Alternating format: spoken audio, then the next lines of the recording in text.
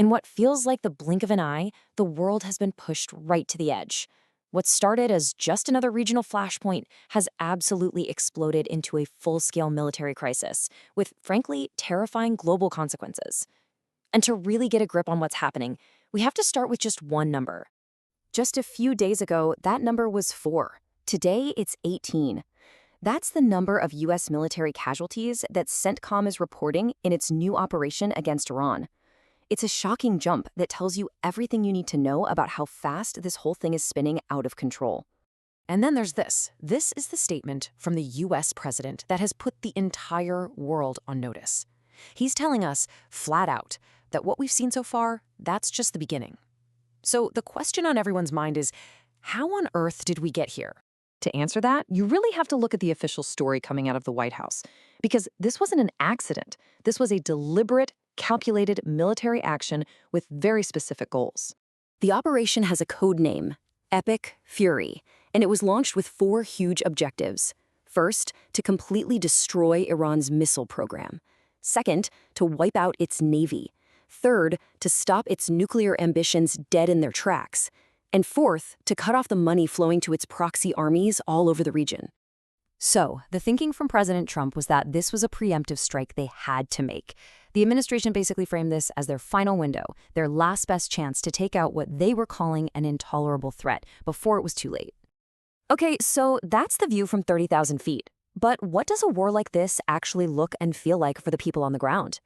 Well, for that, let's shift our focus to Doha in Qatar, where thousands of foreigners are now caught right in the middle of all this. We're hearing from a Spanish lawyer named Jaime Sanz, who was there when the first strikes hit. And he puts it perfectly. He describes this weird atmosphere where things look calm on the surface, but underneath there's this deep, humming tension. I mean, just imagine this. He's describing seeing unmarked planes flying low over the city from his hotel, and at night he sees these flashes lighting up the sky in the distance. Flashes, he says, look like shooting stars. It's this eerie, unsettling sign that a war is kicking off just over the horizon. And you know, at the end of the day, for people like Jaime, all the geopolitics, all the strategy, it just melts away. His plea is so simple, so human. He just says, get me and my cousin out of here.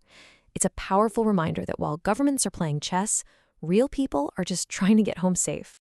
All right, let's bring it back home to the United States. Because as this big wave that the president mentioned gets closer, the political math at home is becoming every bit as important as the military strategy abroad. Especially, you got to remember, in an election year.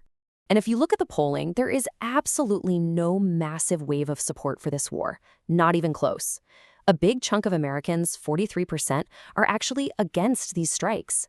Only about a quarter of the country is in favor. This is not a popular war. But here's where the picture just splits right in two. You break it down by political party, and it becomes incredibly polarized. You've got a majority of Republicans who are for it, but support among Democrats, it's barely there, down in the single digits. This is a massive partisan divide. And get this. Even that support from Republicans is standing on pretty shaky ground. The polls show that 42% would start to back away if U.S. casualties go up, and an even bigger number, a whopping 45%, say they'd flip to being against the war if gas prices start to spike. So really, it all comes down to 2 things: American lives and the price at the pump. Of course, a conflict this big doesn't just stay in one place. The shockwaves are already radiating out across the entire globe, and they're rattling international relations and world markets in a big way. So, what's the endgame here? Well, if you ask the experts, you get 2 completely different answers. On one side, you have analysts like Carlos Racal, who's predicting a fast U.S. victory that brings the whole Iranian government crashing down. But on the other side, you've got Professor Emiliano Caso, who's warning this is going to be a long, bloody mess, that Iran's elite revolutionary guard will fight to the very last man. And the rest of the world? They're not staying quiet. Russia is using some seriously stark language, warning that World War III could kick off at any moment.